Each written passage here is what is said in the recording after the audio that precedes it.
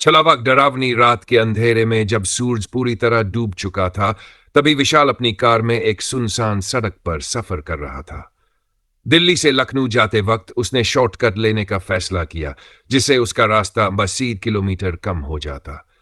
लेकिन उसे नहीं पता था कि यह फैसला उसकी जिंदगी का सबसे खौफनाक अनुभव बन जाएगा। रात का रास्ता। सड़क के दोनों ओर घने पेड़ थे और दूर दूर तक कोई इंसान नजर नहीं आ रहा था। विशाल ने अपनी गाड़ी की हेडलाइट्स तेज कर दी और रेडियो ऑन कर लिया ताकि माहौल हल्का लगे। लेकिन तभी रेडियो में अचानक से भयंकर शोर होने लगा और उसमें से किसी औरत की धीमी पर डरावनी हंसी सुनाई दी। विशाल ने घबराकर रेडियो बंद कर दिया। अजनबी महिला। करीब 10 मिनट बाद उसने सड़क के किनारे सफेद साड़ी पहने एक औरत को खड़ा देखा। महिला ने हाथ बढ़ाकर लिफ्ट मांगी। विशाल को थोड़ी हिचक हुई, लेकिन अजनबी को रात के इस वक्त अकेला छोड़ना उसे ठीक नहीं लगा। उसने कार रोक दी और धीरे से पूछा, आपको कहां जाना है? महिला ने धीरे से कहा, आगे वाले मोड़ तक छोड़ दीजिए। विशाल ने उसे कार में बैठने दिया। जैसे ही उसने गाड़ी बढ़ाई, उसे महसूस हुआ कि कार के अंदर तापमान अचानक गिरने लगा। उसकी सांसें भी हल्की हल्की कांपने लगीं। छलावा का आभास। विशाल ने रियर व्यू मिरर में देखा तो उसका दिल दहल गया। महिला का चेहरा पहले जैसा नहीं था। उसकी आंखें गहरी काली हो गई थी और होंठ अजीब तरीके से फटे हुए थे, जैसे किसी ने उन्हें जबरदस्ती चीर दिया हो। विशाल ने कांपते हुए पूछा, आप कौन हैं? महिला हल्के से मुस्कुराई और बोली, क्या तुमने कभी छलावे के बारे में सुना है? यह सुनते ही विशाल के हाथ पैर सुन्न हो गए। छलावा यानी एक मायावी शक्ति जो इंसान को भ्रमित करके भटकाती है, मार डालती है। भयावह मंजर अचानक महिला जोर से हंसने लगी और उसका चेहरा पूरी तरह विकृत हो गया। विशाल ने घबराकर कार का ब्रेक मारा, लेकिन कार अपने आप तेज चलने लगी। उसने किसी तरह स्टीयरिंग संभालने की कोशिश की, पर कार बेकाबू होकर अंधेरे में दौड़ती चली गई। महिला की परछाई अब लंबी होकर पूरी कार में फैल चुकी थी। विशाल ने हिम्मत जुटाकर कार का दरवाजा खोला और चलते वाहन से कूद गया। अंतहीन डर वह किसी तरह उठा और जंगल की ओर भागने लगा, लेकिन पीछे से वही भयावह हंसी अब भी गूंज रही थी। विशाल ने मुड़कर देखा तो सड़क पर उसकी कार हवा में लटक रही थी और अंदर बैठी महिला की आंखें सीधे उसकी आत्मा में झांक रही थीं। अचानक एक तेज चीख के साथ सब कुछ शांत हो गया। कार भी गायब हो गई और महिला भी। विशाल किसी तरह खुद को संभालते हुए सुबह होते ही उस जगह से बाहर निकला। जब वह पास के गांव पहुंचा और वहां के बुजुर्गों को इस घटना के बारे में बताया तो वे डर से कांप उठे। एक वृद्ध आदमी ने कांपती आवाज में कहा, तू बहुत भाग्यशाली है बेटा, उस छलावे के चंगुल से कोई बच नहीं पाता। उसके बाद विशाल ने उस रास्ते पर कभी कदम नहीं रखा, लेकिन जब भी वह अकेले सफर करता उसे महसूस होता कि कोई उसकी कार के पिछले शीशे में झांक रहा है। शायद छलावा अब भी उसका इंतजार कर रहा था। विशाल का पीछा।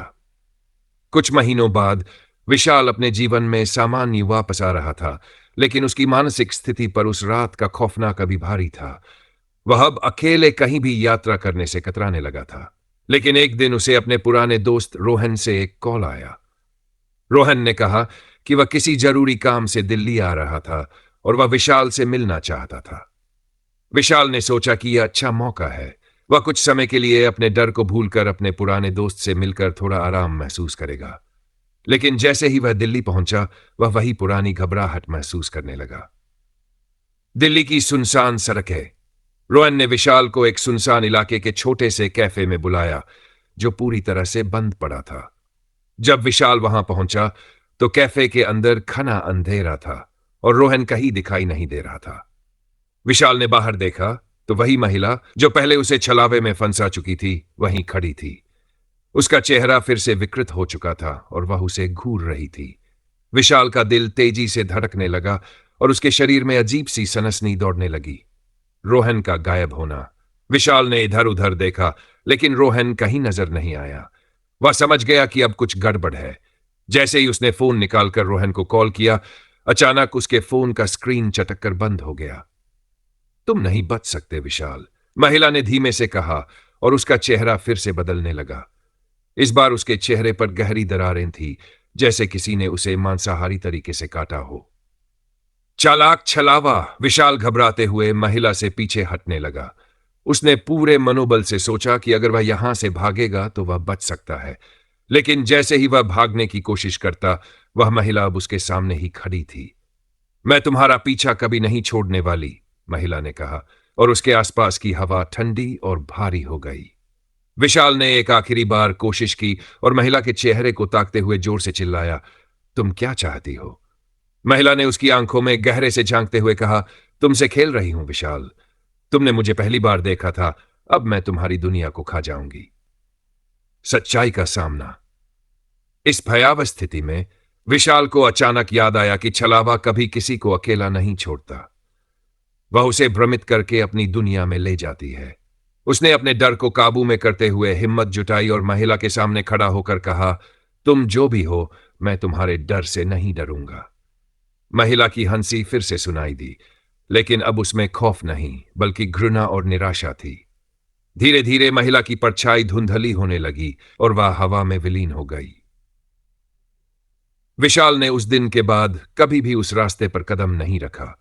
उसने समझ लिया था कि कभी कभी अतीत हमें छोड़कर जाने का नाम नहीं लेता। छलावा चाहे जितना भी डरावना हो, हमारे अंदर के डर को दिखाकर हमारे भीतर एक नई ताकत भर सकता है।